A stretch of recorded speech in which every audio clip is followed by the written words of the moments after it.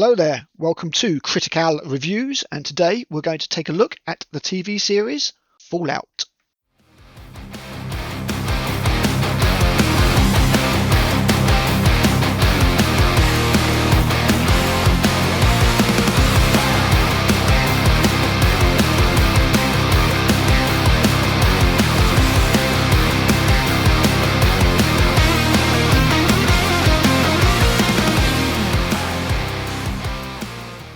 I was dreading this. I more or less go into any new TV show or movie these days, expecting the worst.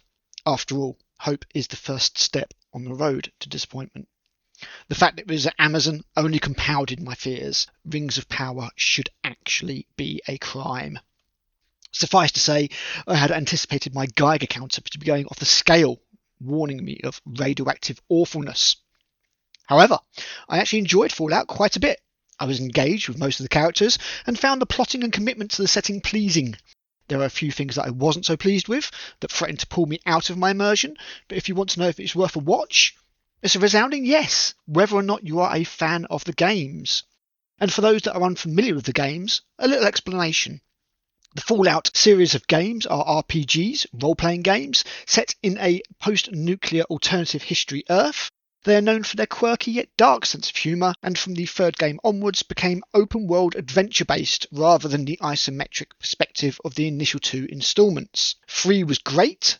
New Vegas, done by a different developer entirely, was superb. 4 was alright.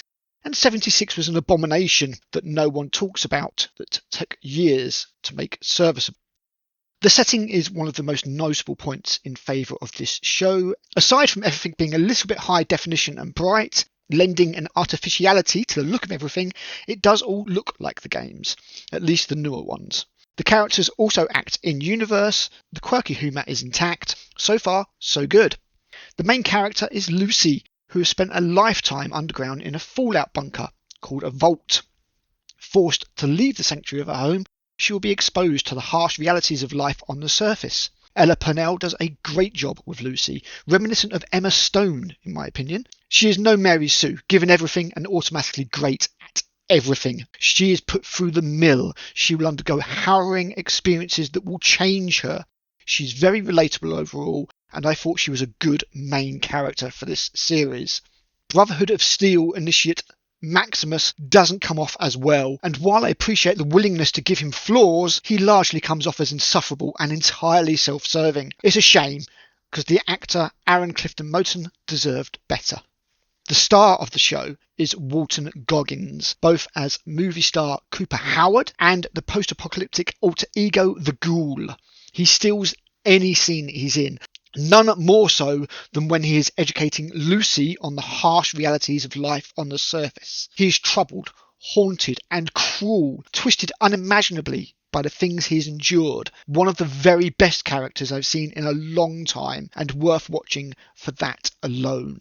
Fans of the game will be torn. While Easter eggs abound, going all the way back to the very first game in places, there are some serious liberties taken with the lore which purists will surely take issue with. This extends to the main story, which has some plot holes and logic problems which escape the casual viewer on a first watch. Some tightening up of the story would not have gone amiss. Suffice to say, not all plot elements in this are equal, and some fare much better than others.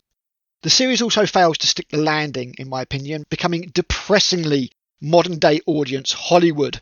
Obviously, I can't spoil the climax here, but the nagging feeling I had all the way through was sadly vindicated in that last hour. And while the show is not overly in your face with modern politics, aside from a very obvious capitalism is evil overtone, there are several conceits that you just know were put in there by a mandatory committee.